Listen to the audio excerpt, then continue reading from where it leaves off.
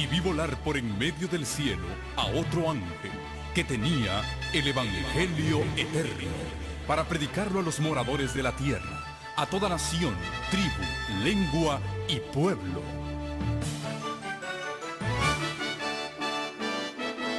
Con ustedes su programa cristiano con temas bíblicos de actualidad. Un programa que trae al mundo la verdad presente. Este es el Evangelio Eterno.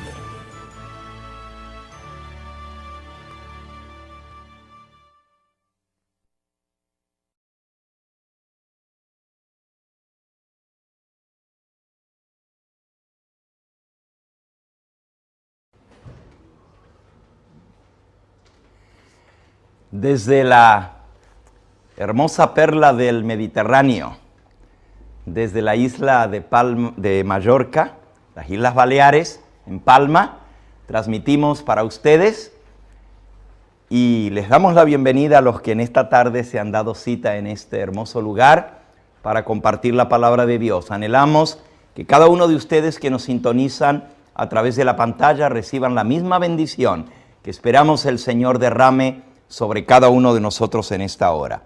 Antes de abrir el Santo Libro de Dios, vamos a pedir su dirección, si me acompañan poniéndose en pie y inclinando su rostro en señal de respeto al dirigir nuestra plegaria a Dios.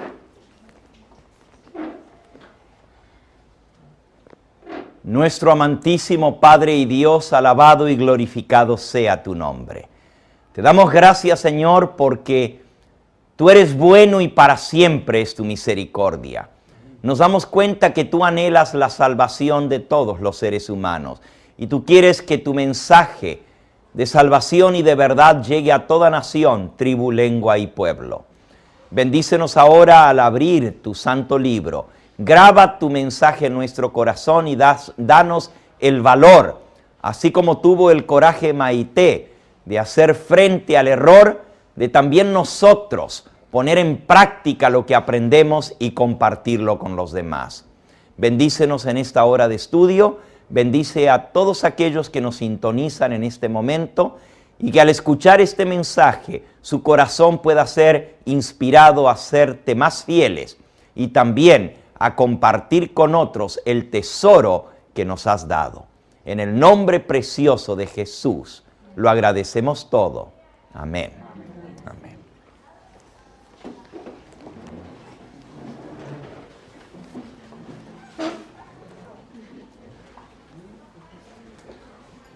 Uno de los textos que más usaba el pastor bautista Guillermo Miller para sus sermones era aquel que se encuentra en Apocalipsis capítulo 14 y versículo 7. Era casi siempre la base de cada una de sus predicaciones.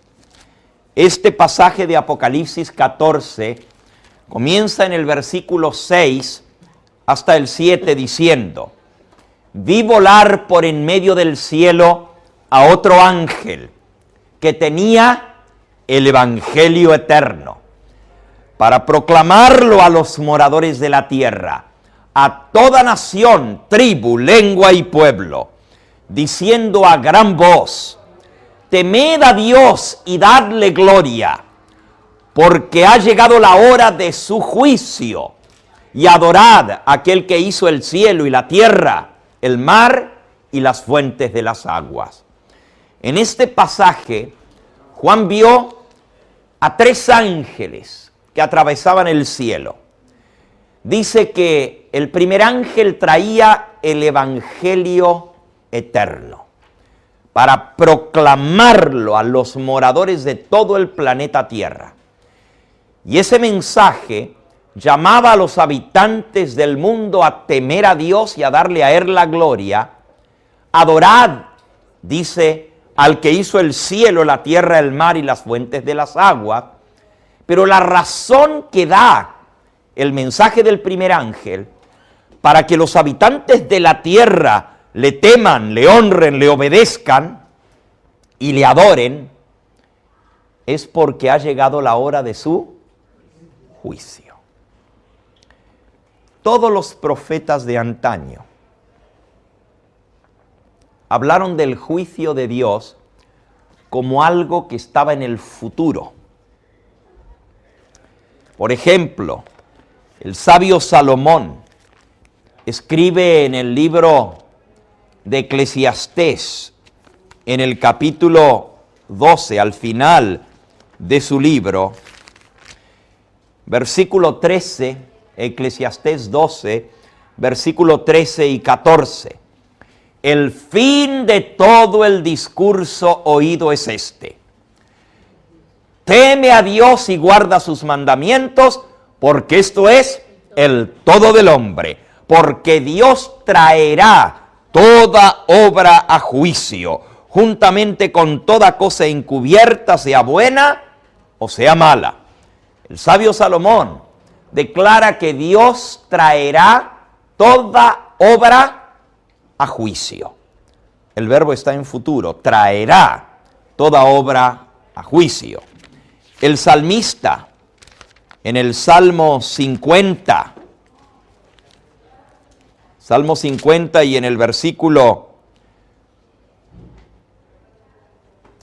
3, declara: vendrá nuestro Dios y no callará, fuego consumirá delante de él y tempestad poderosa le rodeará. Convocará a los cielos arriba y a la tierra para juzgar a su pueblo.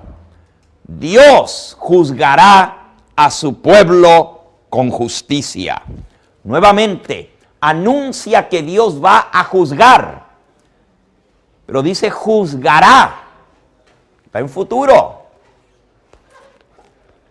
El apóstol San Pablo, escribiendo a los Corintios, en 2 de Corintios, capítulo 5 y versículo 10, declara: porque es necesario que todos comparezcamos ante el tribunal de Cristo, para que cada uno reciba según lo que haya hecho mientras estaba en el cuerpo, sea bueno o sea malo. Todos hemos de comparecer ante el tribunal de Cristo. Nuevamente, en 1 de Corintios,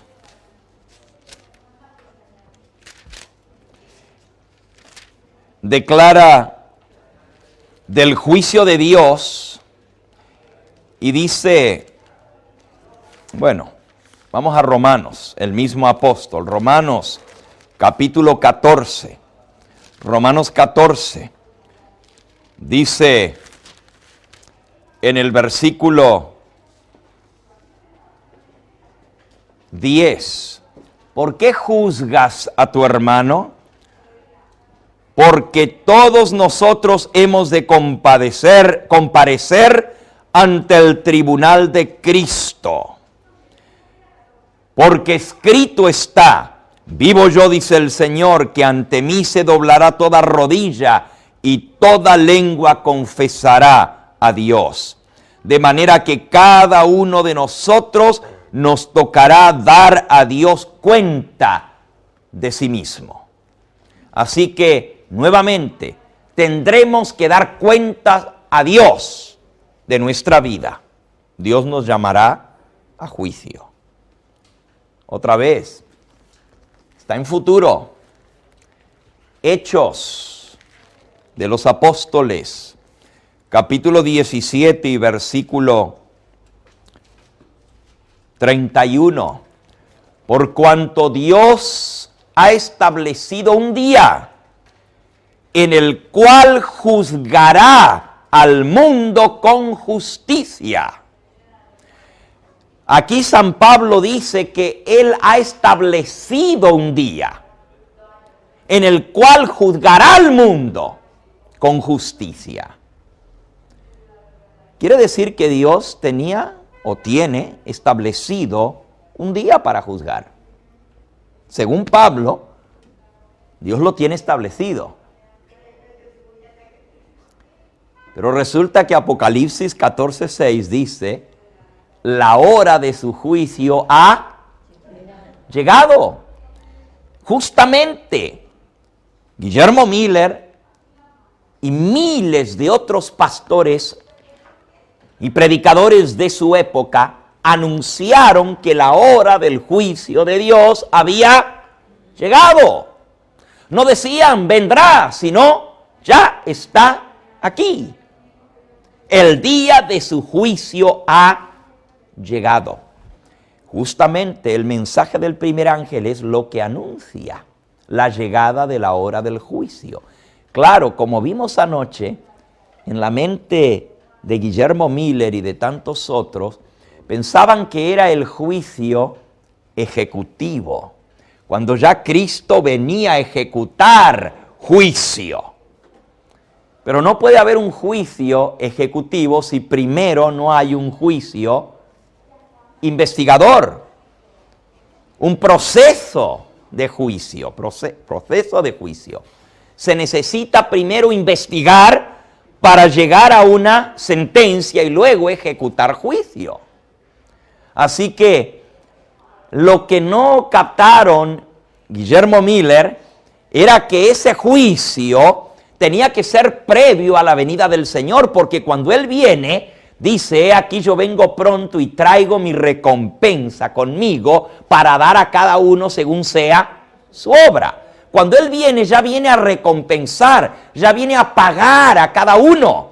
Cuando Él viene, los muertos han de resucitar para irse con Él, los vivos hemos de ser transformados y los impíos han de ser destruidos por el resplandor de su venida. Obviamente, ya los casos de cada persona han sido decididos, porque Él viene a dar su pago. Eso nos enseña de que tiene que haber un juicio previo a la venida del Señor Jesús, en el cual cada caso se decida. Sin saberlo, Guillermo Miller y muchos otros anunciaron la hora del juicio. Ha llegado el juicio, pero ellos esperaban el juicio ejecutivo cuando lo que se anunció es el juicio previo a la venida de Cristo. Claro, habiendo pasado el evento, comprendieron igual que los apóstoles. ¿Se acuerdan lo que hablábamos anoche? Que los apóstoles, pues también, después que mataron a Cristo, decían, y nosotros esperábamos que Él era el que iba a salvar a Israel, y lo mataron.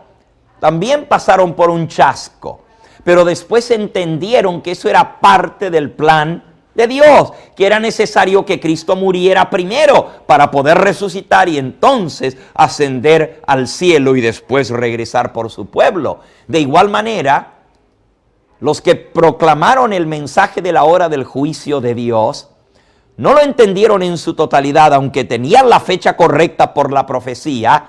El evento que ellos esperaban era el juicio ejecutivo, cuando Cristo viniera a darle a cada uno su merecido. Pero obviamente antes de eso tenía que haber un juicio para determinar la sentencia de cada uno. Todo esto llegó a quedar claro después del estudio del tema del santuario y el día del juicio, como vimos esta mañana. Que en ese día el pueblo de Israel tenía sus pecados quitados del registro. Era el día del juicio final y hasta el día de hoy, para la mente judía, la palabra Yom Kippur significa día del juicio, día del ajuste de cuentas. Cada año el pueblo judío hacía su arreglo, ajustaba sus cuentas con Dios, como que fuera el día final, porque era el día del juicio.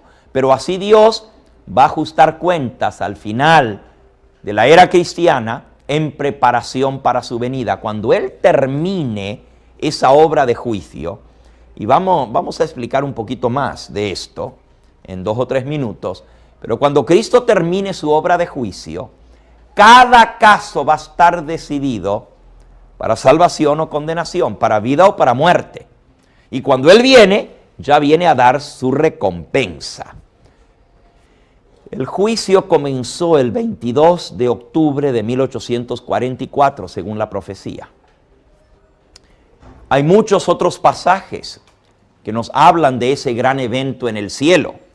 Por ejemplo, en Apocalipsis capítulo 11. Apocalipsis capítulo 11. Dice el versículo 17 y 18 y 19. Te damos gracias, Señor Dios Todopoderoso, el que eras, el que eres y el que has de venir, porque has tomado tu gran poder y has comenzado a reinar.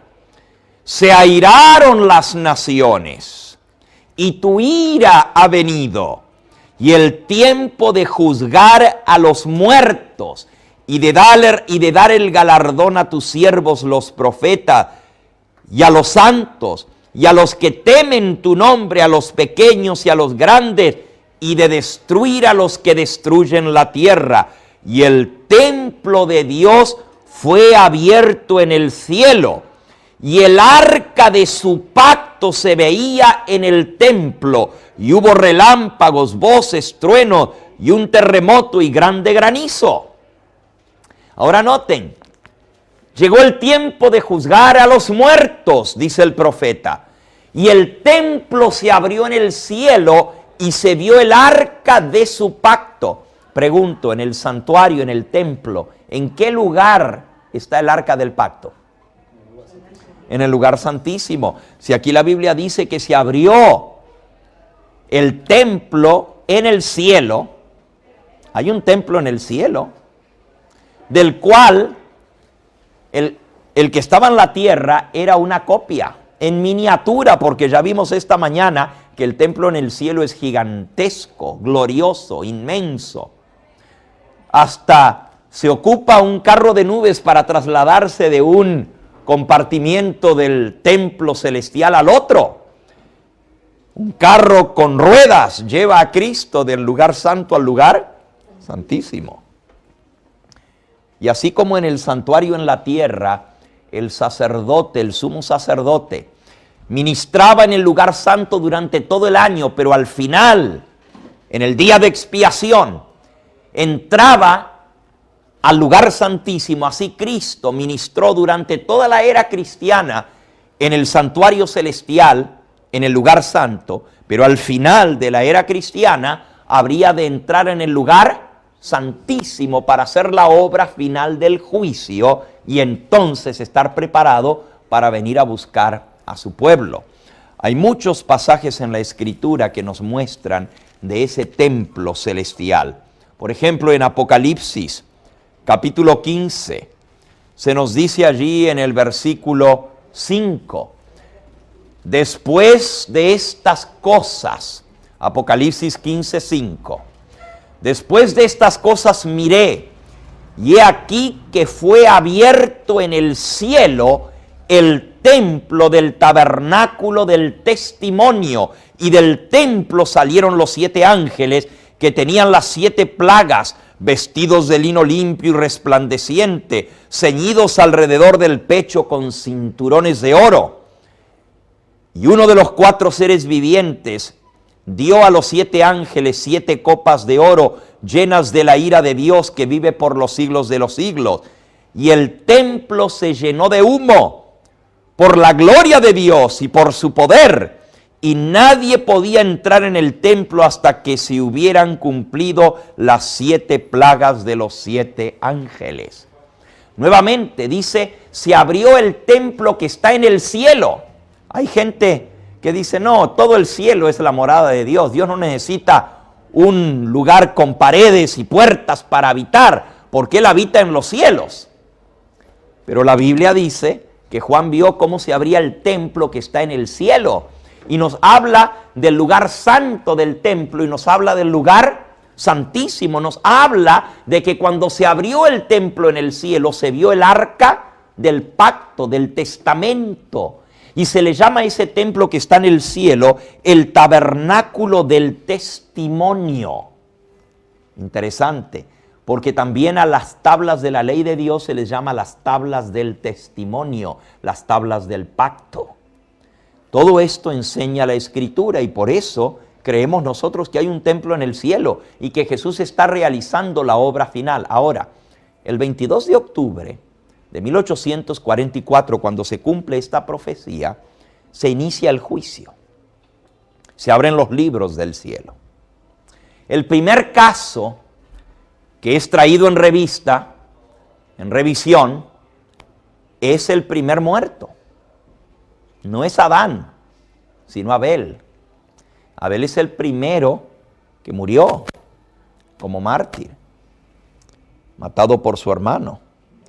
Pero como él creyó en la sangre expiatoria, la Biblia declara en el libro de Hebreos, en el capítulo 11, Hebreos capítulo 11,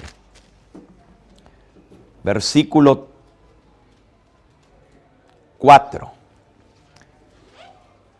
Por la fe, Abel ofreció a Dios más excelente sacrificio que Caín, por lo cual alcanzó testimonio de que era justo.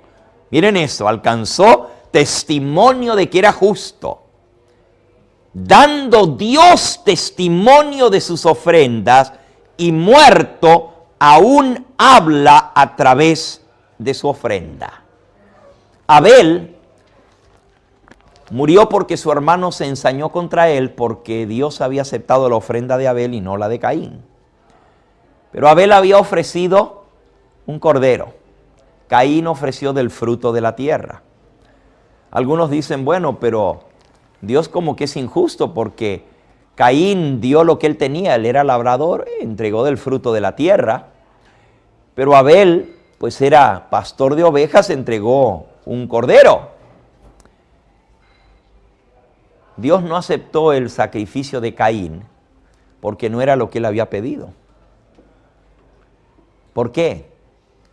Sin derramamiento de sangre no hay remisión de pecados. El símbolo era el animal. Tenía que derramarse la sangre, que es la vida, para pagar por el pecado. Pero aquí dice que Abel alcanzó testimonio de ser justo a través de su ofrenda. Por la fe Abel ofreció mejor sacrificio que Caín. Noten que dice por la fe. Abel creyó que ese cordero simbolizaba a aquel que vendría a derramar su sangre por él. Y en esa fe ofreció su ofrenda, fue limpio, fue perdonado de su pecado, y al morir, murió siendo justo, no porque nunca hubiera pecado, porque era pecador igual que todos los que hemos nacido en este mundo, pero fue justificado por la fe.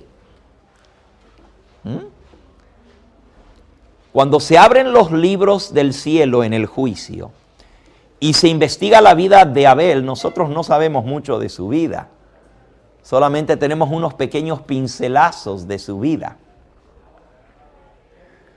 Lo poquito que nos cuenta la Biblia nos cuenta del altercado con su hermano y finalmente su muerte y de su ofrenda. Es todo lo que sabemos de Abel, nada más. Solo un acto de su vida. Pero en el registro del cielo está su vida completa. Todo lo que él hizo. Hasta el día de su muerte. Cuando una persona muere, el registro que se lleva en el cielo, del cual hablábamos esta mañana, se sella. ¿Escucharon eso? Tú puedes añadir al registro de lo que está en el cielo mientras estés vivo. Puedes poner cosas buenas en el registro o puedes poner cosas malas. Todo se anota. Todo queda registrado en el cielo. Pero después de muerto, no puedes cambiar una sola entrada en el libro. Aquí en la tierra hay personas que alteran los registros oficiales. Por dinero el hombre compra lo que quiera, hasta el juez. Y por dinero se pueden hasta conseguir documentos falsos y falsificar hasta una partida de nacimiento y muchas cosas. Y aún sinvergüenza salen libres por dinero. Y hasta les limpian su registro penal para que aparezca limpito. Pero ante el juez del cielo ninguna de esas cosas valen. Nadie puede, por más dinero, influencia, fama o posición que tenga, cambiar una sola palabra del registro que está en el cielo. Ni le podemos añadir, ni le podemos quitar. ¿Cuánto darían algunos poder haber vivido, aunque sea 5 minutos más, para arreglar sus cuentas con Dios? Pero los encontró la muerte sin estar preparados. Ahora, cuando se abre el registro, se juzga de acuerdo a lo que está escrito en esos registros. Y según la vida de la persona se muestra si su fe fue genuina o si fue solamente de labios para afuera. Porque hay muchas personas que dicen creer y hasta van a la iglesia. Y en el Antiguo Testamento venían al santuario y traían una ofrenda, pero no había verdadero arrepentimiento en su corazón. Y otros que después de haberlo hecho a conciencia, ya luego no les importó de Dios, ni del santuario, ni del perdón de los pecados, y siguieron pecando impunemente, y ya no vinieron al santuario, pero su nombre estaba en el registro. Sin embargo, en el día de expiación, si esa persona en todo el año no se había presentado a confesar sus pecados en el santuario, su nombre era borrado del registro del pueblo de Israel, del pueblo de Dios. De igual manera, si nosotros, habiendo aceptado al Señor, nos olvidamos de Él y vivimos nuestra propia vida alejados de Cristo, cuando llega el día del juicio, se ven los registros y nuestra vida demuestra lo que somos. No puedo dar profesión de lo que no soy. Los actos demuestran lo que realmente soy. Yo puedo llamarme cristiano, puedo tener mi nombre escrito en el libro de la iglesia, y sin embargo, ante los ojos de Dios soy más mundano que aquellos que nunca conocieron. Y uno que no conoció la verdad puede estar en mejor posición delante de Dios en el juicio, porque Dios va a juzgar a cada uno según sus obras y según la luz, el conocimiento que haya tenido. El que mucho le fue dado, mucho le será requerido. Y el que no conoció, Dios no lo puede culpar de lo que no conoció, pero sí nos hace responsables de la luz que Él nos ha dado. Y seremos juzgados según nuestras obras, según el conocimiento y la luz que Dios nos haya dado.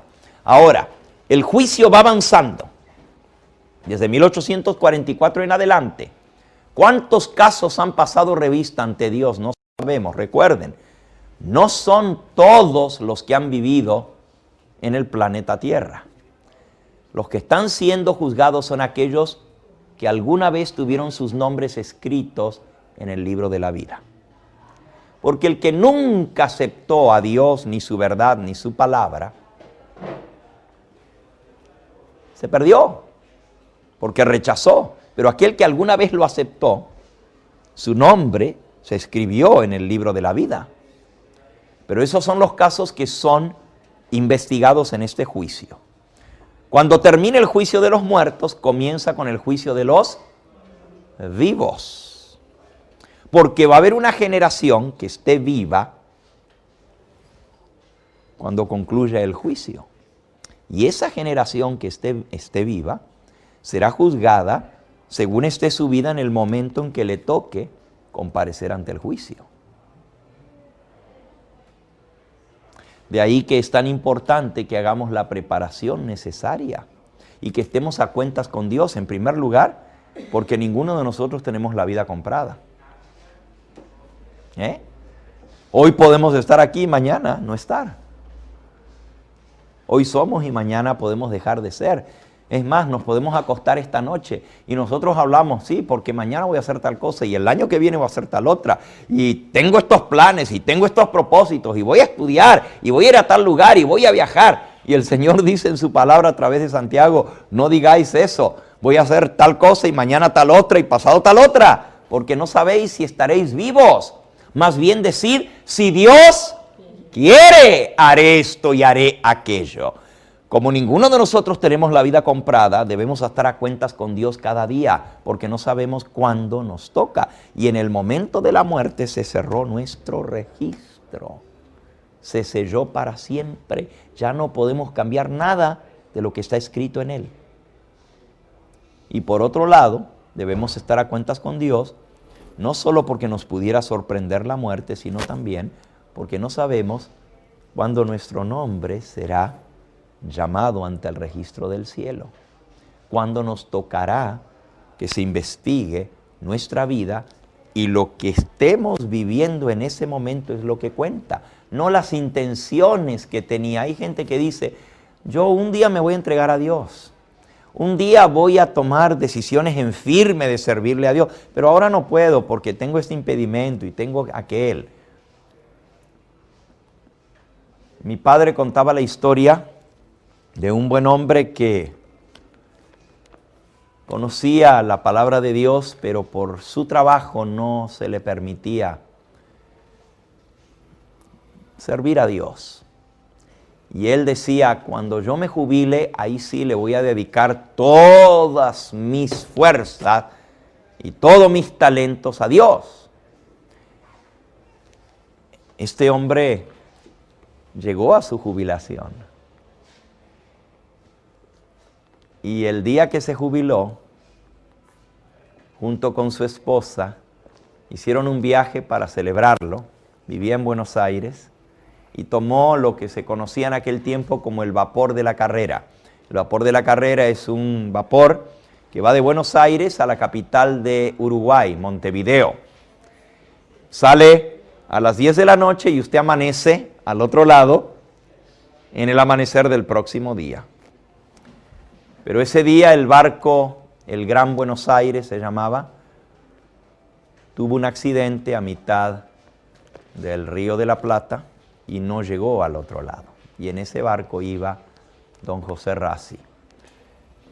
El señor Rassi había hecho planes de servirle a Dios más adelante, pero nunca le llegaron esos planes porque se hundió en el Gran Buenos Aires. No podemos contar con el futuro. Lo que tenemos es hoy. Ayer ya pasó. No podemos remediar lo que hemos perdido. Ayer se acabó, ya no lo tenemos. Mañana todavía no ha llegado y no sabemos si va a llegar.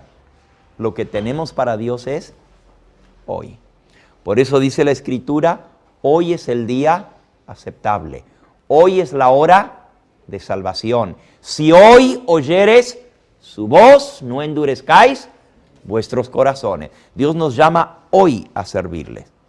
Hay personas que dicen, bueno, ahora mismo yo no estoy bien, pero ese no soy yo voy a arreglar mis cosas y entonces yo voy a hacer lo que realmente quiero ser. Tú eres lo que eres hoy, no lo que piensas ser. ¿Me explico? Lo que tú eres lo que tú eres hoy. No los planes que tienes de llegar a ser. Si tu vida se acaba hoy, eso es todo lo que tienes. Pero cuanto más postergamos la decisión de servir a Dios, más nos acostumbramos a la vida rutinaria y se van pasando. Los días se escurren de nuestras manos como la arena y se van. Cuando te pones a pensar realmente cuán corta es la vida del ser humano. Los que son jóvenes dicen, no, pues tengo la vida por delante, todavía estoy joven. Pero ¿sabes que la vida es bien corta? Vas en la juventud hacia arriba, subiendo la cuesta. Pero una vez que pasas los 35, 40, llegaste a la cima. De ahí para allá es bajada. ¿Sí o no? Y los 40 años primeros de tu vida, pues los primeros ni te acuerdas de cuando eras niño. No cuenta mucho lo que eras jovencito, aunque las bases se ponen allí. Pero cuando comienzas a tomar tus decisiones, desde los 18 a los 40, lo que tienes son unos 20 años. Tú dices, ay pastor, qué negativo viene usted hoy. Bueno, hasta los 40 dije, unos 20 años que se fuman, se vuelan entre la crianza de los hijos, el trabajo, levantar, todo lo que tienes que hacer, el periodo más ocupado, y miren las paradojas de la vida. El periodo más ocupado de la vida de uno es esa etapa de los 18 a los 40. Cuando ya uno reflexiona y se da cuenta, no seas loco, mira lo que estás haciendo, ya tus hijos crecieron. Ya no los tuviste todo el tiempo que hubieras querido. Cada día de la vida de tus hijos es único, no se repite. Cada etapa de la vida de tus hijos solo la viven una vez. Una vez que el bebé creció, si no lo gozaste cuando era chiquito, ya no lo gozaste. Entonces, hay que vivir la vida hoy como realmente vale la pena vivirla. Como debe ser vivida. No postergues tus decisiones, no digas, más adelante voy a arreglar mi vida para hacer las cosas como debiera ser. Hazlas hoy como debieran ser. Si hay que dar un freno en la vida, si hay que parar, si hay que reflexionar y decir esto que estoy viviendo no es lo que Dios quiere. Ponte a pensar, si la vida que viviste esta semana que pasó es la que tú quieres para ti, pues dale gracias a Dios. Pero si hay cosas que no son las que tú quieres, pues pídele al Señor que te ayude a cambiar para vivir esa vida hoy, no mañana, no cuando tus hijos se casen, no cuando termines tus estudios, no cuando te jubiles. Dile al Señor, ayúdame a vivir hoy mi vida como tú quieres que la viva. Porque lo que cuenta es el hoy. Este es el mensaje que Dios nos enseña a través del santuario. El santuario es vivir cada día de la gracia perdonadora de Cristo, pidiendo el valor para vencer diariamente nuestros pecados. Ahora, voy a profundizar un poquito más. Cuando los seguidores de Cristo, allá en ese episodio del chasco, le siguieron por la fe y vieron que Él entró en el santuario celestial, comenzaron a entender muchas cosas. Entendieron que se necesitaba hacer una obra todavía en el mundo, que había que dar un mensaje a toda nación, tribu, lengua y pueblo. ¿Saben? Después del chasco, muchos abandonaron la fe, dijeron, no, pues no pasó nada. Todo esto de la Biblia es una patraña. Todo esto es un cuento. Si dijeron que venía y no vino, pues todo esto es un engaño. Y los que habían venido nomás por miedo, así como entraron, salieron. A nadie les interesó más. Muchos otros dijeron, bueno, fue una excitación, un entusiasmo del momento, pero la vida sigue. En su rutina volvieron a sus iglesias de donde habían salido, porque hasta los habían expulsado de sus iglesias por haber creído en el pronto regreso de Cristo. Muchos volvieron a su vida rutinaria y se olvidaron de todo ese episodio. Pero hubo un grupo de personas que dijeron, no puede ser. Si Dios nos guió, si la profecía es clara, si todas las cosas se han cumplido, ¿cómo esto no se cumplió? ¿Qué fue? ¿Dónde erramos? ¿Dónde? Y allí vino el reestudio de las interpretaciones y el conocimiento que Dios les reveló a través del santuario, de la obra de Cristo en el santuario celestial. Entendieron muchas cosas más al entrar al santuario por la fe y seguir a Cristo en la obra que ahora iniciaba en el cielo. Se encontraron que el juicio tiene una norma de juicio y que los seres humanos han de ser juzgados según la ley. Vamos a leerlo, Santiago, en el capítulo 2. Santiago, capítulo 2.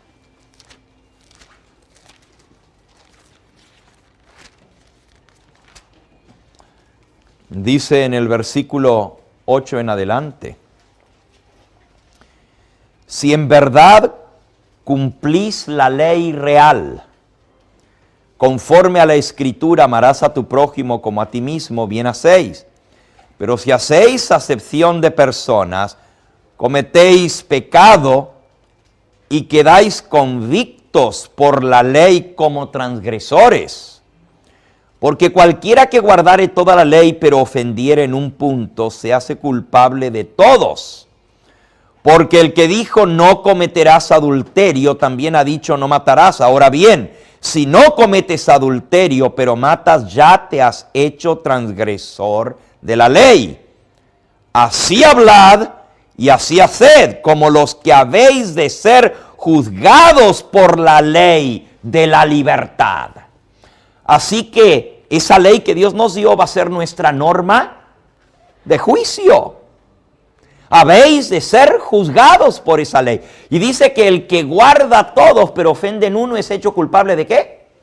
De todo. Ahora, allí es donde vino la investigación. Porque el día de expiación es un día de investigación de nuestra vida para estar seguros que todos nuestros pecados han sido confesados.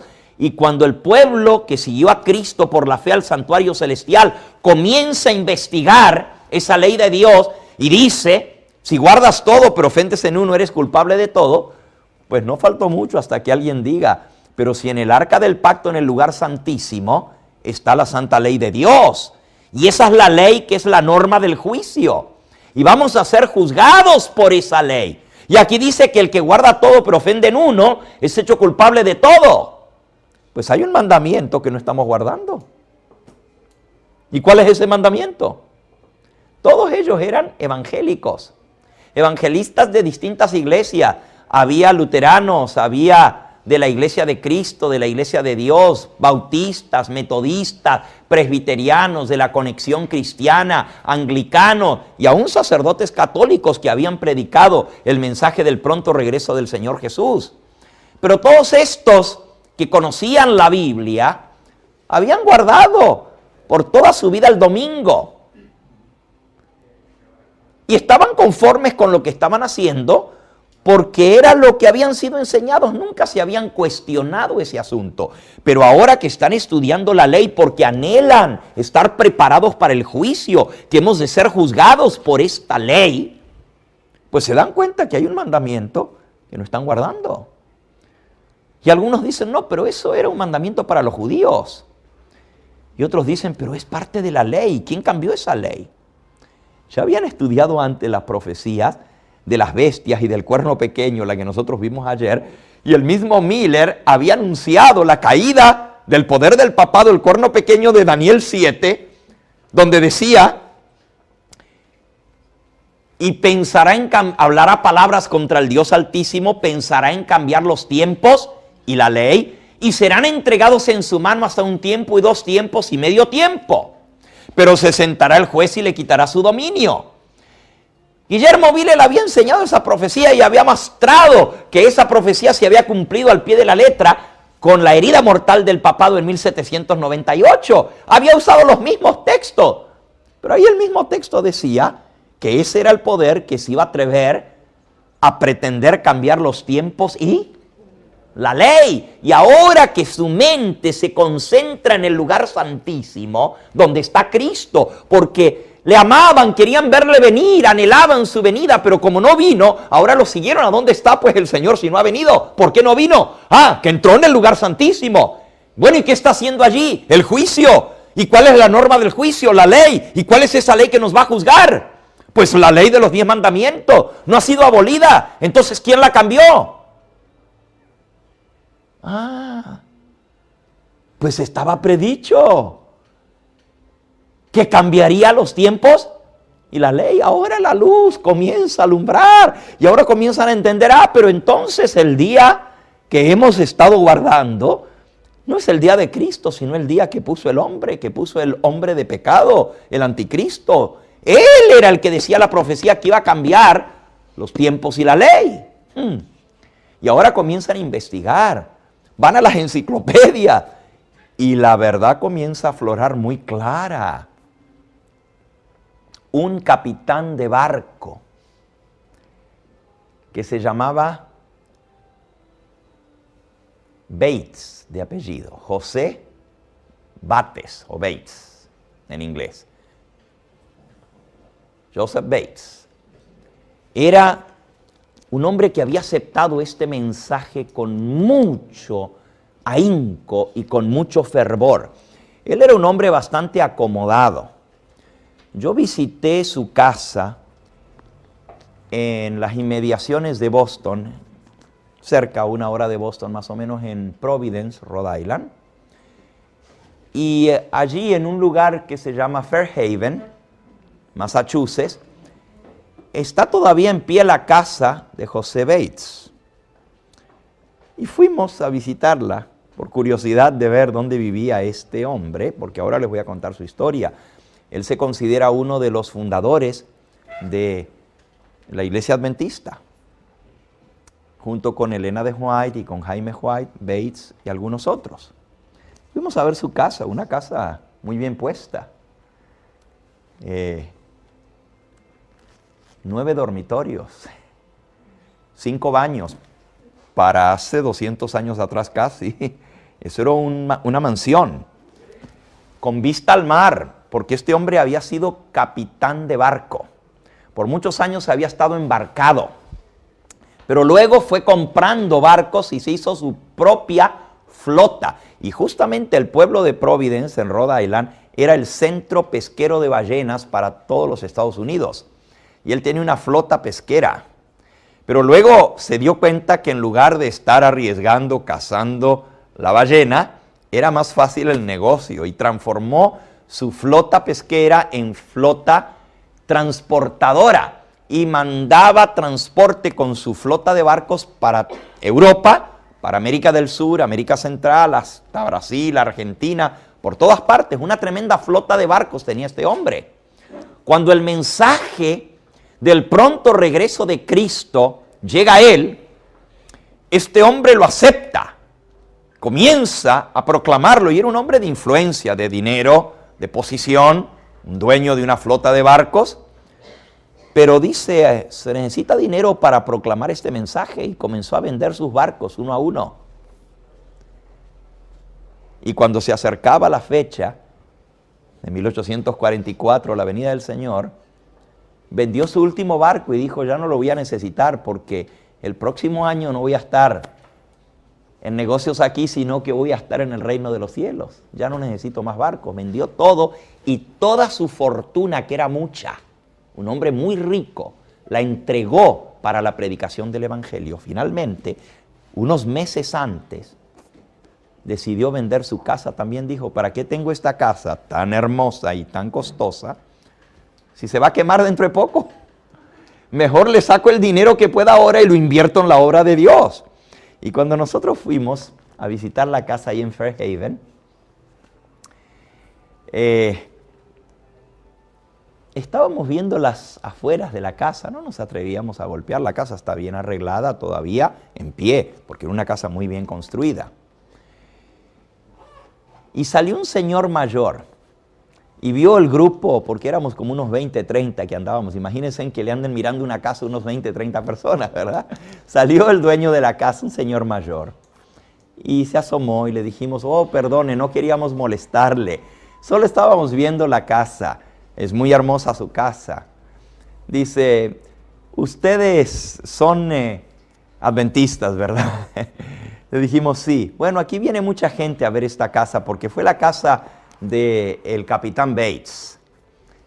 Y le dijimos, sí. Entonces dice, esperen un momentito. Él entró a su casa y entonces salió y nos trajo un cuadro que él tenía puesto en un marco. Y ahí estaba la boleta de venta de la casa. Dice, esta casa perteneció a mi esposa, o más bien a los abuelos de ella. Los abuelos se la pasaron a los padres de ella y luego ella quedó con esta casa donde hemos vivido juntos. Mi esposa acaba de morir hace unos meses atrás, he quedado solo. Y muy amable el Señor comenzó a hablarnos y nos ha mostrado la venta de esa casa. Y allí vimos, sorprendidos, la firma de José Bates vendiendo la casa. La vendió, en aquella época esto era mucho dinero, por $1,800. Estamos hablando de 200 años atrás, eran dinero oro. Ese fue el precio que él consiguió por la casa. y entregó todo el dinero para la predicación del Evangelio. Quedó literalmente, después del chasco, en la ruina, porque Cristo no vino y él se había deshecho de todas sus propiedades, de todo lo que tenía, creyendo de todo corazón este mensaje. Dios no lo desamparó, pero pasaron algunos tiempos difíciles. Nomás le cuento una cortita experiencia y ahora viene a lo que estoy hablando. La relación de esta historia con lo que vengo hablando. El capitán Bates fue el primero que publicó un libro demostrando por la palabra de Dios que el Santo Sábado nunca había sido cambiado ni abolido, que todavía estaba vigente. Y no solamente lo presentó por la palabra de Dios, sino también por la historia. Y mostró quién era que lo había cambiado y cómo se había hecho el cambio. Ese libro que se imprimió se llama El Sábado a través de la Biblia y la historia. Un libro muy interesante. Este capitán no tenía muchos recursos ya. Su casa estaba en manos de otros. Él tenía una casa mucho más sencilla ahora que alquilaba, no era propia. Vivía con su esposa. Su esposa se llamaba Prudencia. Y resulta que Bates sintió la convicción en su corazón que tenía que escribir este libro. Pero antes de eso les cuento. Para llegar a Fairhaven es una bahía, es una península en medio del mar. Tiene mar por todos los lados. Perfecto lugar para barcos y todo lo demás. Pero hay un puente que une Fairhaven con el resto de la ciudad de Providence. Así que en ese puente pues todo el mundo tenía que pasar para llegar a Fairhaven. Cierto día el capitán Bates viene regresando a su casa y en medio, arriba del puente, que todavía está ahí el puente, se encuentra con un amigo que viene en dirección contraria y él viene de regreso a su casa y el amigo le saluda arriba del puente y le dice: Capitán Bates, porque así le llamaban, capitán, ¿qué hay de nuevo? Y Bates, que venía de haber estado estudiando la Biblia con unos amigos en el estado de Nueva York, venía de un viaje largo, le dice que ¿qué hay de nuevo? Hay mucho de nuevo. Lo nuevo que he descubierto es que el sábado es el verdadero día de descanso y no el domingo, que es el día de la bestia. Así, pero a boca de jarro. Arriba el puente le dice al amigo: he descubierto que el sábado es el día de reposo y no el domingo, que es el día de la bestia, que lo ha cambiado el anticristo. Así era el hombre decidido. Pues volvió a su casa y decidió investigar el asunto, llegó al fondo de esto, investigó las enciclopedias, la historia, la Biblia, pasó 2 años escribiendo y sacó su libro. 2 años después del chasco, 1846. No tenía dinero con qué publicarlo.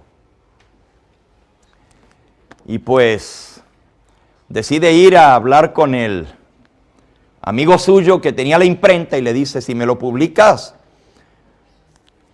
te lo pago luego que lo venda.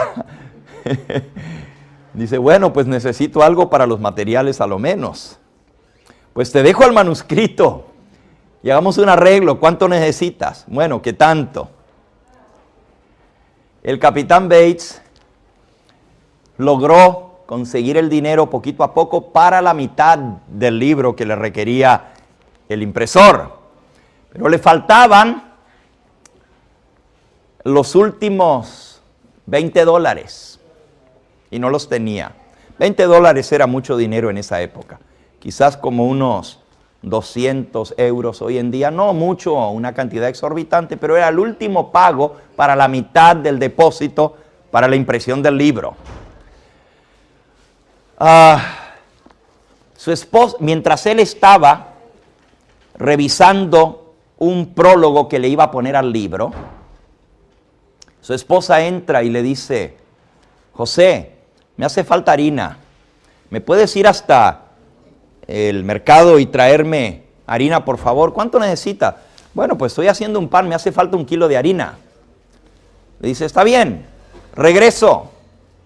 Pues de una vez, tráeme un poco de aceite también. ¿Cuánto necesita? Bueno, pues algo. Se fue el capitán Bates y regresa con 1 kilo de harina y con una botellita de aceite. Y se la trae a su mujer. Y Prudencia lo mira y le dice, ¿qué es esto? Pues ¿no me dijiste que 1 kilo de harina y un poco de aceite? ¿Y esto has comprado 1 kilo de harina y una botellita de aceite? Cuando en nuestra casa se compraba la harina por costal y el aceite por tinajas. Y se echó a llorar, Prudencia. Se echó a llorar. ¿En dónde hemos caído? ¿Cómo puede ser que Dios, a quien tú le has servido y has predicado su verdad, nos deje en esta gran miseria? Mujer, no te preocupes, no nos ha faltado qué comer. ¿Qué no crees que Dios proveerá? Sí, eso es lo que tú siempre dices, Dios proveerá, pero mira cómo estamos.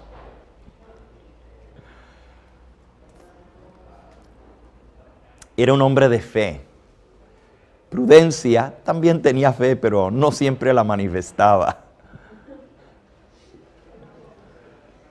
El capitán Bates había gastado, en aquella época corría todavía en Estados Unidos, algunas monedas de Inglaterra, y había una moneda que le llamaban un shilling.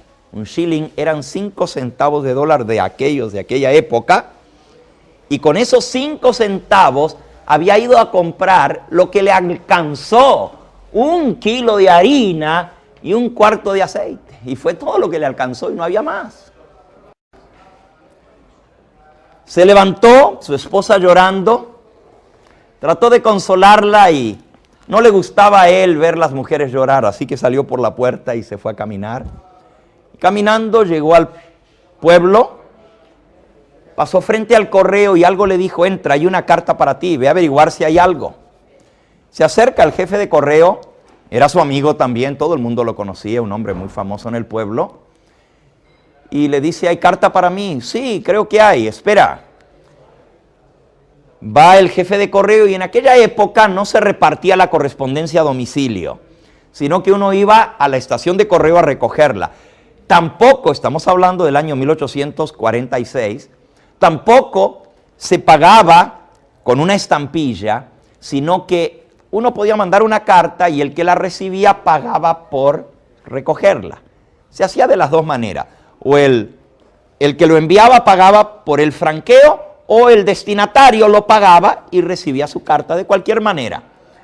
Pues le trae el jefe de correo y le entrega su carta y le dice, son 2 pennies. Eso era lo que costaba, 2 peniques. 2 pennies, una carta. El capitán Bates le dio vergüenza y le dijo, sabes, ando sin dinero, pero en verdad no lo tenía. No traje dinero, ando caminando. Guarda la carta que luego la paso a recoger. Le dice el jefe de correo, no hombre, llévala. Después me traes el dinero. No. Pero sabes, creo que en esa carta viene dinero. Ábrela. Pues ábrela tú, es tuya. No, ábrela tú, si encuentras dinero te cobra los 2 peniques y me das el resto si viene dinero ahí adentro. Pues en verdad venía dinero dentro de la carta. Leyó la carta, era de una persona que él no veía hace mucho tiempo y en la carta decía, he sentido la fuerte impresión del Espíritu Santo que usted necesita este dinero. Dios me ha dicho, envíaselo a mi siervo Bates. Entiendo que usted está en la preparación de un libro que le sirva para el libro. Y era lo que él estaba esperando. Ha cogido el dinero, se ha ido primero al impresor y le dijo, aquí están tus 20. Termina el libro, que lo necesito pronto. Y aquí viene el prólogo también, porque le había terminado el prólogo. Le dice, está todo listo, imprímelo, está pago.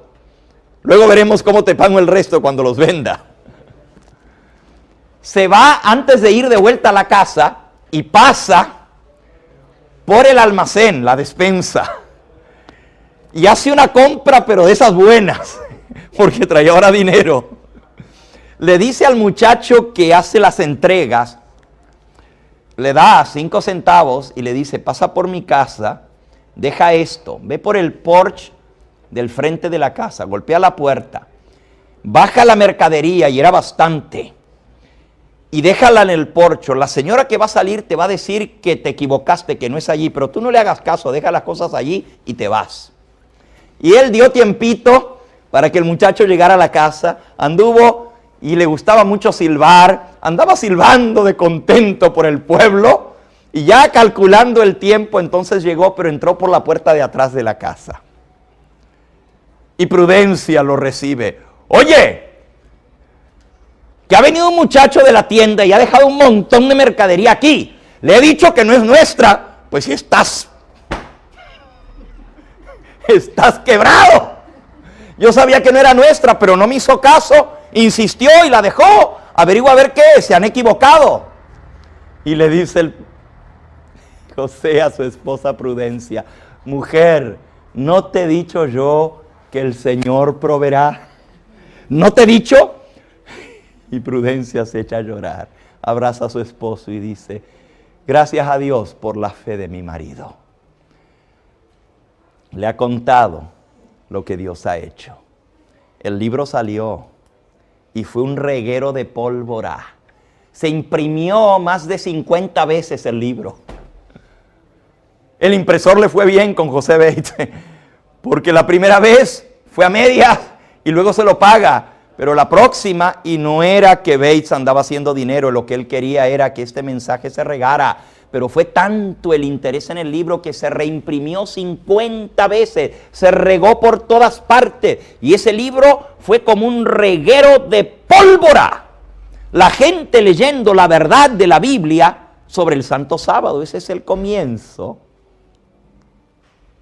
de cómo aquel grupo de adventistas que por la fe habían seguido a Cristo en el santuario celestial y se descubrieron allí que estaba la ley de Dios y descubrieron la verdad del sábado, ahora Dios los inspiró para regar ese mensaje por todas partes de la tierra.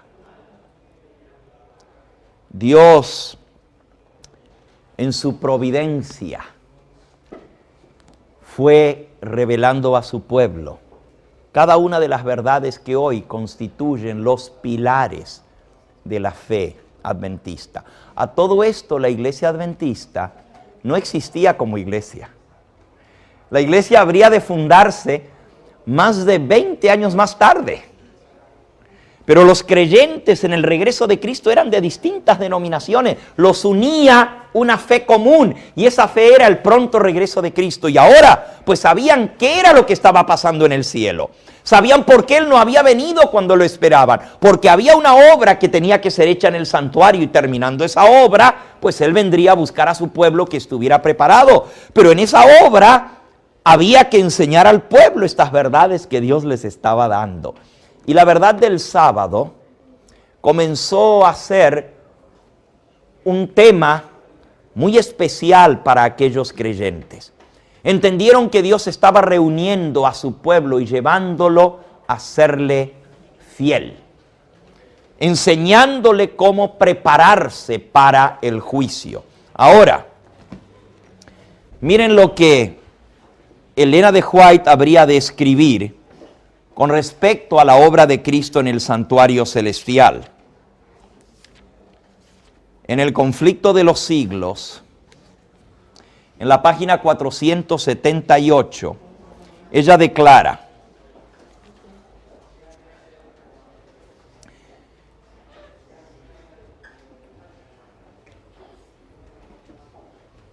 la profecía de Daniel 8:14, hasta 2300 tardes y mañana, y entonces será purificado el santuario, así como el mensaje del primer ángel, temed a Dios y dadle gloria porque ha llegado la hora de su juicio, señalaban al ministerio de Cristo en el lugar santísimo, al juicio investigador y a la venida de Cristo para la redención de su pueblo y a la destrucción final de los impíos. El error no estaba en el cómputo de los períodos proféticos, sino en el acontecimiento que debía verificarse al final de los 2300 días. Debido a ese error, los creyentes sufrieron un chasco. Sin embargo, se había realizado todo lo predicho por la profecía y todo lo que alguna garantía bíblica permitía esperar. En el momento mismo en que estaban lamentándose por la defraudación de sus esperanzas, se había realizado el acontecimiento que estaba predicho por el mensaje y que debía cumplirse antes que el Señor pudiese aparecer para traer su recompensa a cada uno de sus hijos. Cristo no había venido a la tierra, pero sí había venido al santuario en el lugar santísimo, no como ellos lo esperaban, sino como estaba simbolizado en el ritual del santuario. Había entrado en el lugar santísimo, en el templo de Dios en el cielo. Y entonces comienza a mencionar los textos que ya nosotros hemos leído, que vino en las nubes del cielo al anciano de días, los libros fueron abiertos.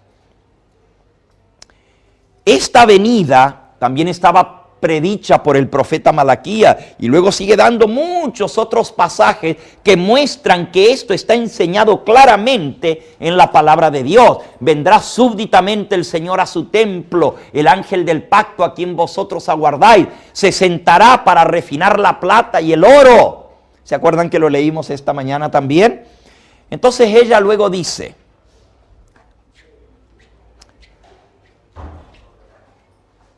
el pueblo no estaba aún preparado para ir al encuentro de su Señor. Todavía le quedaba una obra de preparación que cumplir. Debía serle comunicada una nueva luz que dirigiría su espíritu hacia el templo de Dios en el cielo. Y mientras siguieran allí por la fe a su sumo sacerdote en el desempeño de su ministerio, se le revelarían nuevos deberes. Habría de darse a la iglesia otro mensaje de aviso e instrucción. ¿Se acuerdan de Apocalipsis 10? Comerás el librito, será dulce en tu boca, pero te amargará el vientre. Y luego dijo el ángel: es necesario que vuelvas a profetizar otra vez sobre pueblos, muchedumbres, tribus y lenguas. El profeta dice: ¿quién podrá soportar el día de su venida?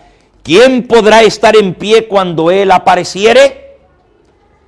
Y luego dice: los que han de vivir en la tierra, cuando cese la intercesión de Cristo en el santuario celestial, cuando termine la obra del juicio, deberán estar en pie en la presencia del Dios Santo sin mediador. Sus vestiduras deberán estar sin mancha, sus caracteres purificados de todo pecado por la sangre de la aspersión. Por la gracia de Dios y por sus propios y diligentes esfuerzos, deberán ser vencedores en la lucha contra el mal, mientras prosigue el juicio investigador en el cielo. Mientras que los pecados de los creyentes arrepentidos son limpiados, quitados del santuario, son borrados de los registros en el cielo, debe llevarse a cabo una obra especial de purificación, de liberación del pecado entre el pueblo de Dios aquí en la tierra. Esta obra está presentada con mayor claridad en los mensajes del capítulo 14 de Apocalipsis. Cuando esta obra haya quedado consumada, entonces los seguidores de Cristo estarán listos para su venida. Así que había una obra que hacer. Y en esa obra hay que cooperar con Cristo, como Cristo está limpiando el santuario en el cielo de nuestros pecados.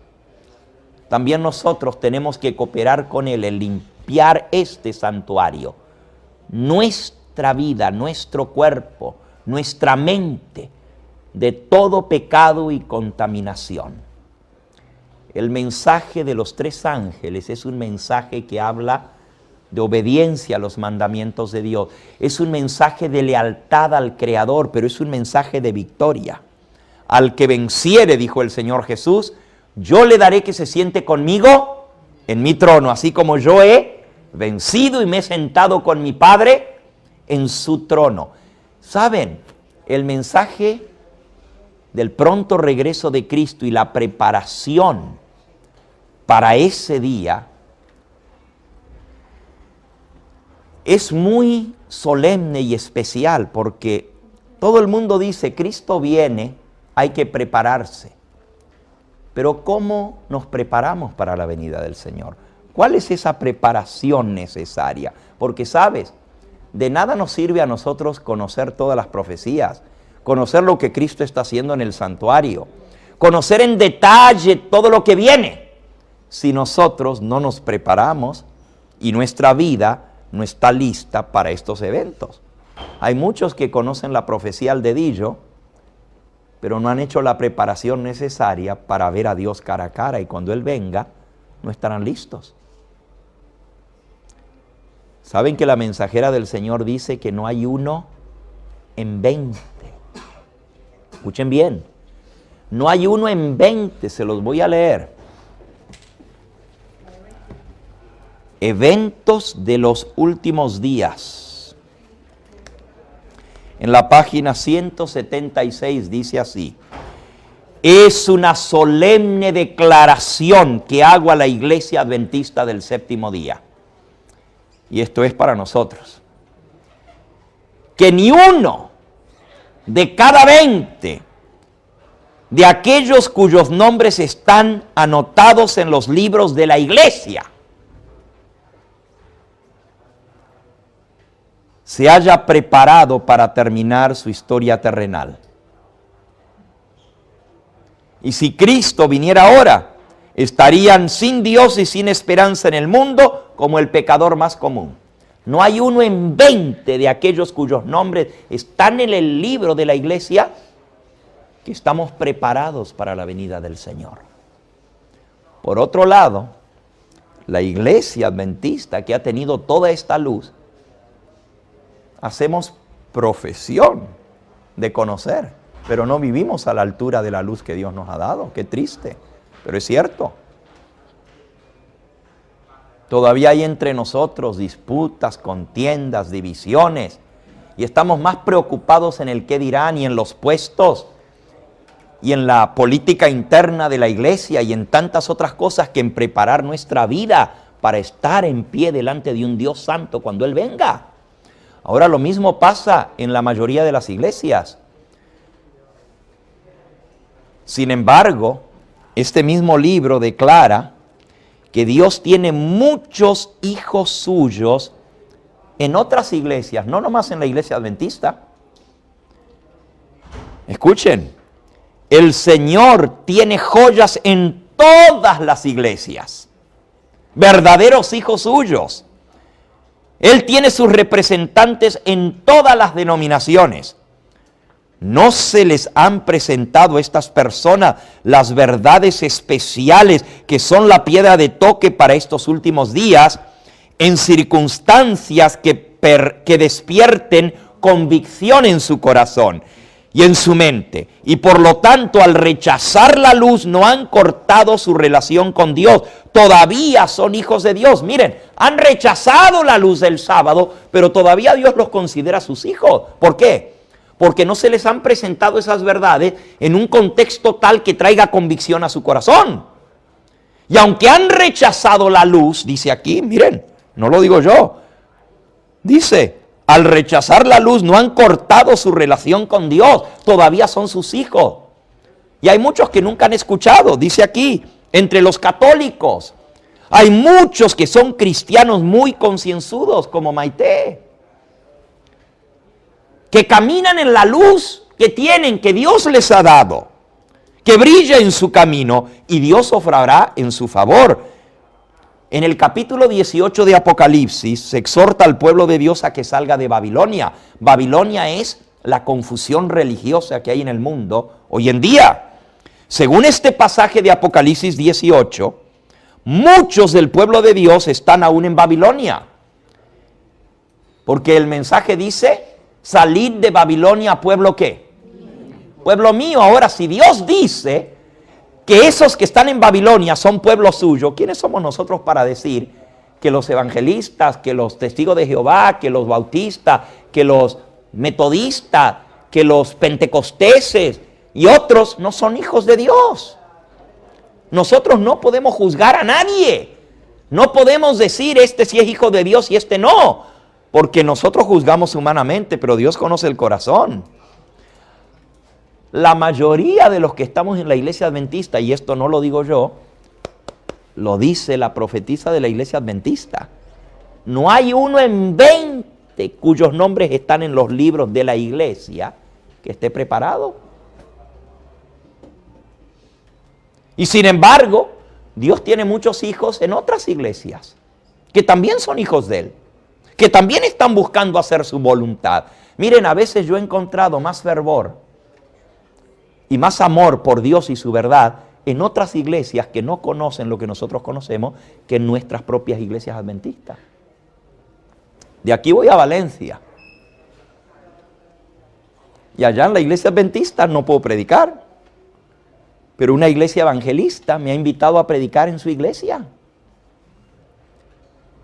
Oren porque el Señor tiene hijos suyos y el pastor y muchos de su iglesia ya están guardando el sábado y ahora quieren que les vaya a predicar estas verdades a ellos. Mi iglesia me dice no, pero la otra iglesia que no es adventista me dice venga. ¿Cómo se entiende eso? Qué tremendo, ¿verdad? Parece absurdo, pero es el plan de Dios. Dios sabe lo que hace, Él no se equivoca. Les cuento otra experiencia cortita. En la ciudad de Los Ángeles, California, nuestro programa de televisión hace años que sale por un canal regular donde cualquiera puede prender la televisión y ver nuestra programación. Pues una dama que tenía su propio programa de televisión, una pastora de una iglesia pentecostal, prendió el canal de televisión para ver el programa de ella y resulta que lo prendió más temprano y antes del de ella estaba el del pastor Gambetta. Y yo estaba predicando del mensaje de los 3 ángeles y le impactó y comenzó a escuchar semana tras semana. Y luego ella dijo, pues yo tengo que predicar esto. Ella tenía sus programas pregrabados, pero ahora se va al canal de televisión y dice, quiero dar mis programas en vivo. Y comienza ella a predicar en vivo en la televisión. Pero resulta que se escucha el programa antes, el de Gambetta. Y luego pasa adelante. Y yo estoy hablando ya en el mensaje del segundo ángel de Babilonia. Y con palabras con mucho tacto, porque estoy hablando a un público general, hablo de la gran Babilonia, la iglesia madre, y de las doctrinas falsas de la iglesia madre, pero con mucho tacto y con mucho amor.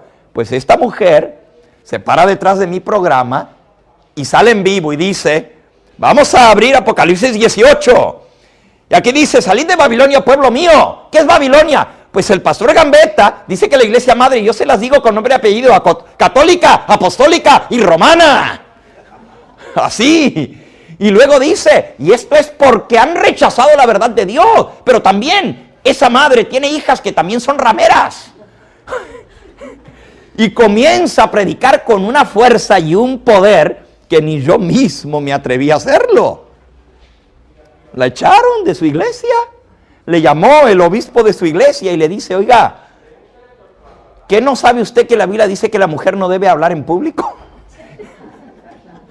Y le dice esta hermana, hermano obispo, el encargado de todas las iglesias de la zona, tengo 12 años de ser pastora de mi iglesia y usted nunca me ha llamado para decirme que no puedo ser pastor ni hablar en público. Pero ahora que estoy predicando esto, ahora sí me dice que no puedo hablar en público. Me dice, pues eso es lo que dice la palabra de Dios. Dice que le dijo el obispo, que la mujer se calle. Dice, pues no me callo, porque si los que traen los pantalones no los tienen puestos, yo sí los tengo puestos. Yo voy a predicar esta verdad, aunque me callen. Le quitaron sus credenciales. Eso pasó en Los Ángeles, California. Otra historia cortita, otro pastor de la iglesia apostólica. Y por cierto, esta experiencia hasta la filmamos porque ni yo la conocía. Y un día que estaba dando una campaña en la iglesia adventista de Hollywood, California, el último día de la campaña me pasan un papelito a la hora del sermón de las 11 diciendo que hay una persona que quería dar un testimonio. Y yo diciendo, ¿qué hago? Porque a veces el testimonio puede no ser lo necesario para ese momento especial del cierre de la campaña, pero algo me dijo en mi corazón, deja que la persona dé su testimonio. Y yo dije, bueno, me han pasado un papelito, hay alguien que quiere dar un testimonio antes del sermón, pase. Y pasó esta dama. Y ella fue la que contó esto. Y fue tremendo. Sacudió a la iglesia de ver la fe, el valor y el arrojo de esta mujer que tenía el valor de predicar la verdad, aunque la echaron. Tenía una iglesia de 1000 y pico de miembros y se le partió la iglesia. La mitad se fueron con la denominación de ella y los otros 600 quedaron con ella, guardando el Santo Sábado. Me invitaron a otra iglesia, un pastor apostólico. Se llama Librado Campos, es mexicano. Tenía también una iglesia, había sido evangelista por muchos años. Y el pastor Campos, también escuchando la televisión, escuchó el mensaje, le impactó. Llamó al número que aparecía en pantalla y contesta la hermana Rosy, la esposa de Armand. Rosy, contesta al teléfono. Usted la conoce a ella también por teléfono, ¿verdad? Ella contesta al teléfono y esta persona en la otra línea le dice, hermana, que el Señor le bendiga. Mire, estoy necesitando estos temas que está presentando el pastor Gambetta en televisión. Yo necesito una copia de esos temas. Ah, con mucho gusto, deme su dirección y se los mando. Pues la hermana tomó la nombre, dirección y le mandó los temas filmados. A las 2 o 3 semanas vuelve a llamar esta persona y le dice, hermana, recibí los temas, muchas gracias. Ahora necesito, porque los temas que yo estaba dando eran la fe de Jesús. Son todos los temas doctrinales, punto por punto, de la fe de Jesús, ¿verdad? Entonces, dice el pastor, no se identificó como pastor, le dice, hermana, necesito ahora las hojitas para ir llenando de la fe de Jesús, porque ustedes saben que viene con una lección, ¿verdad? De la fe de Jesús. Entonces, le dice la hermana, ¿y cuántos libritos necesita? Y le dice la persona en el teléfono, necesito 600. Y le dice la hermana Rosy, 600, pero vaya a comprarlos a la agencia de publicaciones. Pensando ella que estaba hablando con un hermano de la iglesia que quería 600 libritos para hacer la obra misionera. Y le dice el hermano por el teléfono, pues con mucho gusto, hermana, dígame dónde está la agencia de publicaciones. Dice, ¿usted no sabe dónde está la agencia? No, pero si usted me dice yo voy. ¿Y quién es usted? ¿A qué iglesia va? Bueno, yo soy el pastor de la iglesia apostólica de la fe en Cristo Jesús. ¡Ah! Dijo la hermana. Pues no se preocupe, le vamos a llevar sus libritos.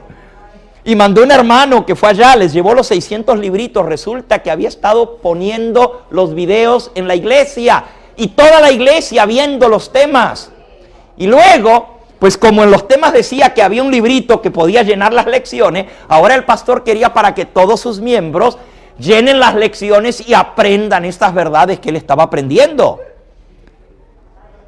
De más está decir que Dios hizo una obra increíble allí. También le quitaron sus credenciales. También llegó el obispo de la iglesia apostólica y lo acusó de herejía y de estar enseñando el sábado que era judaico. Lo echaron de su iglesia, le quitaron su edificio, tuvieron que ir a alquilar otro edificio por allá, pero mucha de la gente lo siguió. Cuando yo llegué a su iglesia me habían invitado porque ellos habían avanzado y querían ahora unirse al pueblo que guarda los mandamientos de Dios, este pastor y su iglesia. Yo llego y entro a la oficina pastoral antes de pasar al sermón y estoy allí esperando la hora del sermón. Cuando el pastor Campos entra, me encuentra viendo su biblioteca, una biblioteca muy completa de libros, pero la mayoría de esos libros eran de este color. Ya saben, ¿verdad? Eran todos los libros del Espíritu de Profecía y los tenía en su biblioteca. Y me dice el pastor Campos, varón de Dios, coja cualquiera de esos libros. Así hablan ellos, varón de Dios, coja cualquiera de esos libros. Le digo, no, está bien, no necesito ninguno. No, por favor, tome uno. Yo saco uno y el libro era Testimonios para los Ministros. Lo abro y el libro está todo subrayado y anotado por todas partes, así como el mío. todo anotado. Me dice, coja cualquier otro. Saco otro, Palabras de Vida del Gran Maestro. Todo anotado y subrayado. Y me dice este pastor apostólico, Pastor Gambetta, ya me he leído los 33 libros que están traducidos al español de la Mensajera del Señor con esas palabras. ¿Cuándo es que van a traducir los otros que aún no los traducen? En tantos años en la iglesia adventista, nunca me he encontrado un pastor que se haya leído todos los libros del Espíritu de Profecía, pero un pastor apostólico se los había leído todos subrayados y ahora estaba esperando que tradujeran los otros para poderlos leer también. Dios tiene hijos suyos en esas iglesias y saben, ese día cuando me reúno con la iglesia, le predico. Por la tarde, después de la comida, quieren hacer preguntas porque quieren unirse, pero quieren estar seguros de la decisión que van a tomar, de unirse con el pueblo que guarda los mandamientos de Dios. Y tenían muchas preguntas. En una de las preguntas, una hermana levanta la mano y, por cierto, en la iglesia apostólica están todas las hermanas sentadas a este lado y los varones a este. No se sientan juntos en la iglesia. Esa es la costumbre de ellos. Y todas las hermanas tienen su mantilla o su pañoleta sobre su cabeza, porque no entran a la iglesia sin cubrirse, no oran sin cubrirse. Y para hacer una pregunta le piden permiso al pastor. La hermana levanta la mano y le dice, Pastor Campos, ¿me permite hacerle una pregunta al siervo de Dios? El pastor Campos le dice, sí, hermana, haga su pregunta. El pastor autoriza que la hermana haga la pregunta. Esa es la costumbre de ellos, mucho respeto en esas iglesias. Entonces, la hermana dice, Pastor Gambetta, ¿me podría usted explicar un poquito sobre el asunto de la reforma pro salud? Estoy en una iglesia apostólica con una hermana con su pañoleta blanca sobre su cabeza, no es iglesia adventista. Y la hermana me pregunta por la reforma pro salud. Calculo yo que tienen problemas con el tema de las carnes limpias e inmundas, y comienzo a explicarle de Levíticos 11 y de que lo que Pedro recibió la orden, Pedro, levántate, mata y come, que lo que Dios limpió no lo llames tú como un inmundo, no se refería a los alimentos, sino a las personas. Bueno, ya conocen ustedes los textos, ¿verdad? Que están muy claros en la Biblia. Y yo le estoy dando eso a toda la congregación por la pregunta de la hermana. La hermana muy atentamente escucha, pero al terminar yo mi corta explicación, la hermana dice, gracias, pastor. No tenemos problema con el tema de las carnes limpias o inmundas, porque hace 3 meses que toda nuestra iglesia somos vegetarianos. Mi pregunta es porque la mensajera del Señor en el libro Consejos sobre el régimen alimenticio dice que llegará el tiempo cuando los hijos de Dios tendrán que abandonar la leche y el huevo. Y yo quería saber si ya llegó ese tiempo en que debemos dejar la leche y el huevo. Miren, en 30 años de pastor en la iglesia adventista, viajando por el mundo entero, nunca me habían hecho esa pregunta en una iglesia adventista. Pero en la iglesia apostólica, una hermana con su mantilla blanca en la cabeza, con todo el respeto que el Señor puso en su corazón, me hace la pregunta si ha llegado el momento de obedecer lo que Dios dice y dejar la leche y el huevo. Y toda la iglesia vegetariana y su pastor se ha leído todos los libros del Espíritu de Profecía y todavía no eran ni adventistas. Dios tiene hijos suyos en otras iglesias. Gente sincera que está buscando la luz. Y lo que nosotros despreciamos, otros lo atesoran. Como Maite, que abrazaba su Biblia.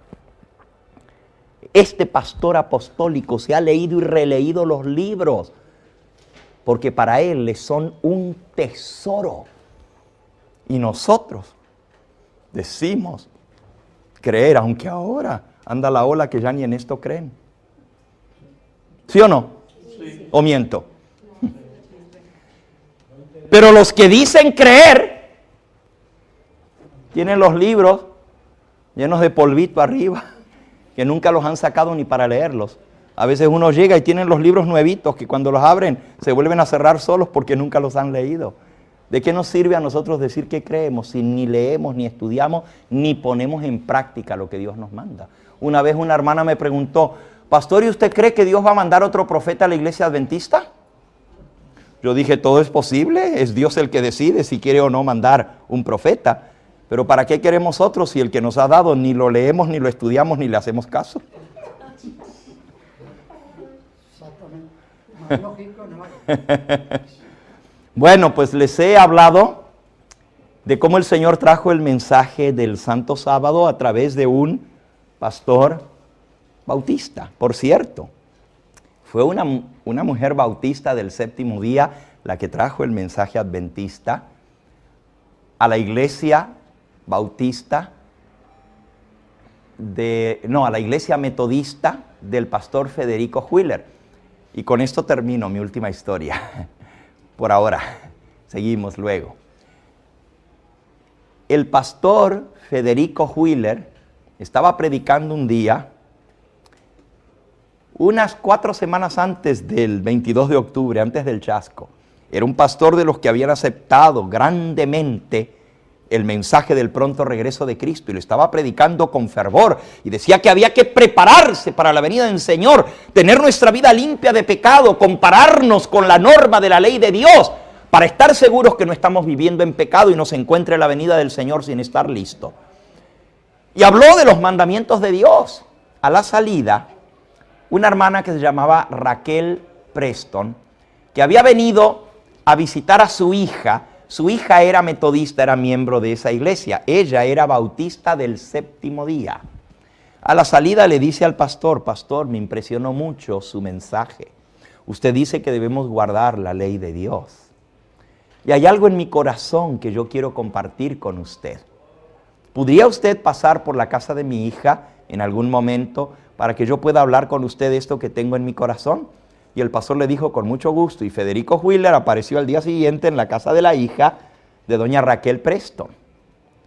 Y la hermana con mucha sencillez le abrió las escrituras y le dijo, pastor, hay un mandamiento que usted no está guardando, ni la iglesia tampoco, es el del sábado.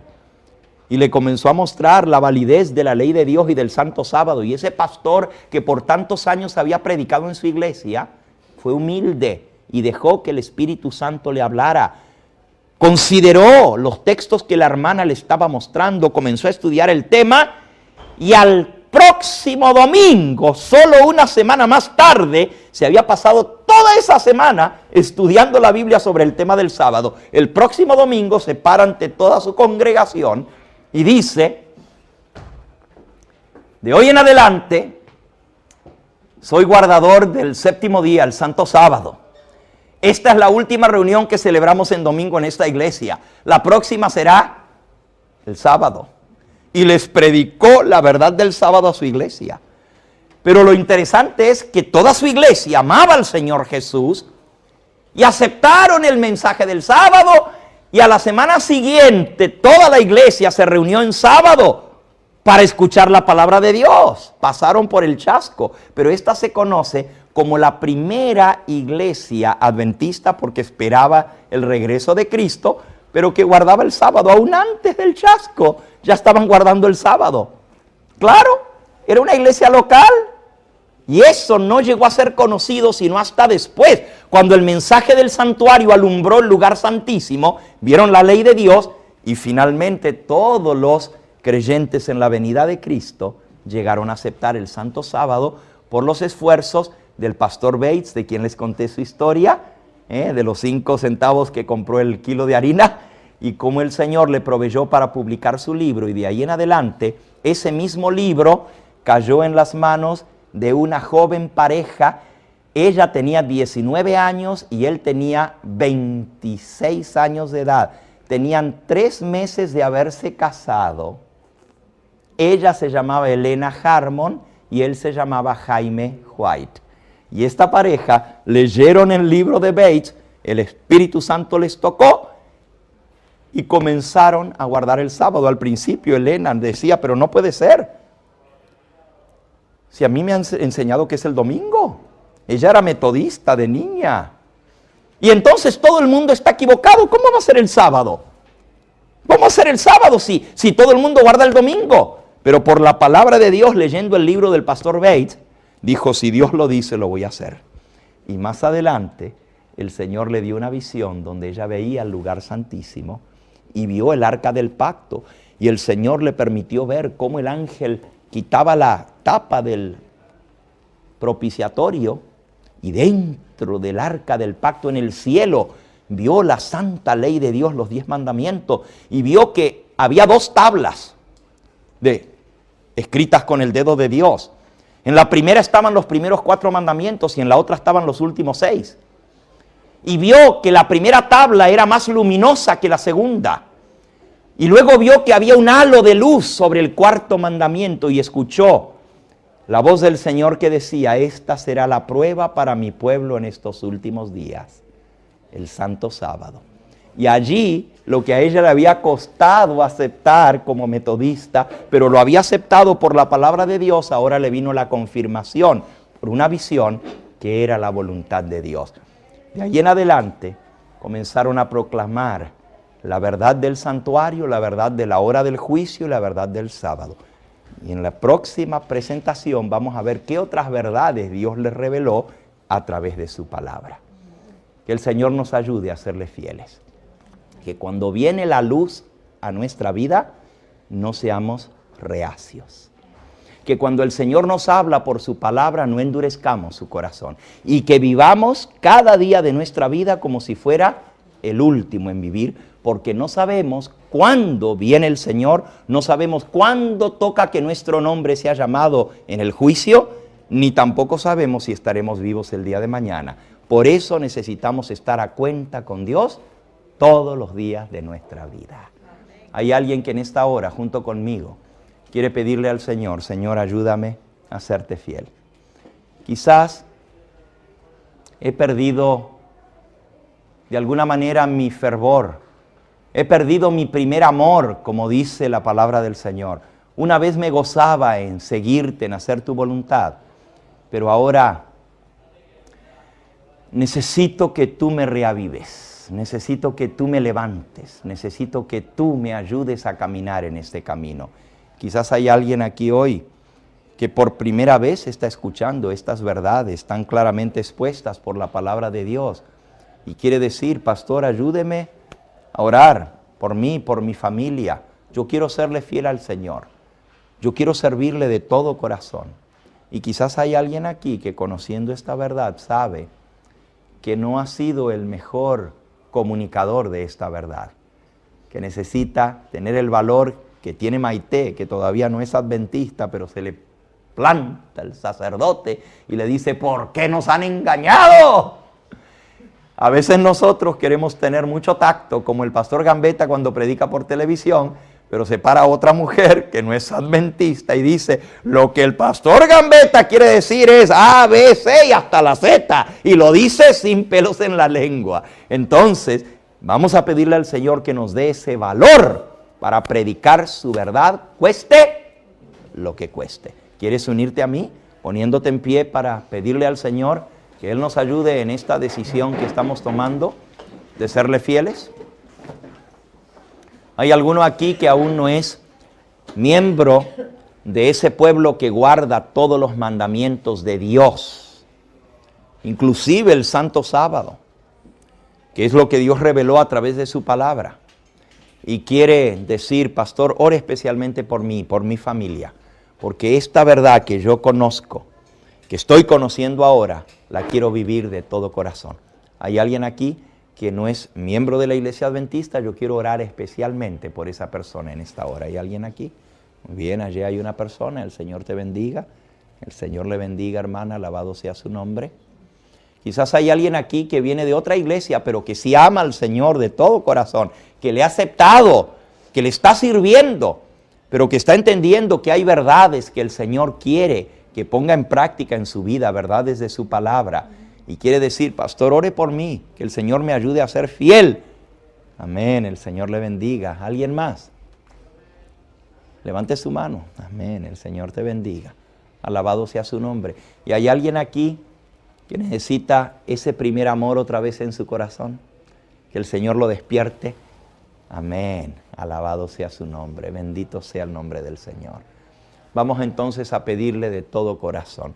Aquellos que levantaron su mano, y yo sé que son muchos, les voy a pedir, en el nombre de Cristo, que se acerquen aquí conmigo. Vamos a orar aquí adelante. Vengan, pasen aquí adelante. Que ores por mi familia también. Amén, amén. Vamos a pedirle al Señor que Él nos mantenga fieles. Y que en medio de esta generación perversa, porque yo no había tenido oportunidad todavía ni de caminar por aquí, pero en un ratito que salí a caminar me di cuenta que aquí también el enemigo tiene una generación perversa en este lugar. He visto lo que posiblemente en Europa sea común, pero en América no tanto, ¿no? Hasta en las postales de los lugares de aquí, cosas muy feas, horribles, que muestra la suciedad que hay en la mente. Y Dios los tiene a ustedes como testimonios de la verdad, porque Dios dice, bienaventurados los de limpio corazón, porque ellos verán a Dios. Dios quiere que nuestra mente sea limpia. Y al ver a nuestro alrededor cómo la podredumbre avanza, Dios nos llama a ser como lirios en medio del fango, a no ensuciarnos con la podredumbre que nos rodea, a ser diferentes, a ser un pueblo santo, un pueblo que proclame su verdad y que no nos manchemos con la contaminación del mundo. Dice el apóstol San Pablo que los que aguardan la venida del Señor, ese primer texto con que iniciamos toda esta semana, en Tito, dice así: la gracia de Dios se ha manifestado para salvación a todos los hombres. Bendito sea su nombre. Por gracia somos salvos. Y esta gracia enseña que renunciando a la impiedad y a los deseos mundanos, vivamos en este mundo sobria, justa y piadosamente, aguardando la esperanza bienaventurada y la manifestación gloriosa de nuestro gran Dios y Salvador Jesucristo, quien se dio a sí mismo por nosotros, para redimirnos de toda iniquidad, para purificar para sí un pueblo propio, celoso de buenas obras. Esto habla y exhorta y reprende con toda autoridad, que nadie te menosprecie. Dios quiere que seamos un pueblo santo, un pueblo puro, celoso de buenas obras. Vamos a pedirle de corazón que esta chispa de reavivamiento, de despertarnos de nuestra rutina y de nuestra modorra, nos despierte para servirle al Señor de todo corazón. Y hay un testimonio que dar en Palma de Mallorca. Hay un testimonio muy grande que dar porque se está perdiendo Palma. Y hay millones de personas en todas partes del mundo, pero aquí Dios solamente los tiene a ustedes para dar ese testimonio. Dios no tiene otro pueblo. Tiene a sus hijos, que son los que tenemos que dar este testimonio. Dios no va a mandar a traer un ángel del cielo, ni va a traer un hindú o un africano o un japonés que venga a predicar aquí. Él nos tiene a nosotros y nosotros tenemos que dar esa fe. Escuchen o dejen de escuchar. Que Dios nos ayude para poderles ser fieles. Vamos a orar juntos. Nuestro Dios, venimos delante de ti compungidos por tu palabra.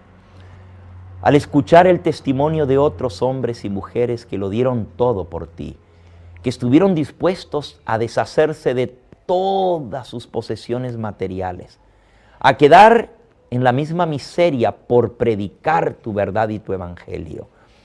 Y al ver la fe que ellos tuvieron para dar inicio a lo que habría de llegar a ser un fuerte pregón en todas partes de la tierra, nosotros pensamos en nuestra vida, Señor, y nos damos cuenta de cuán egoístas somos.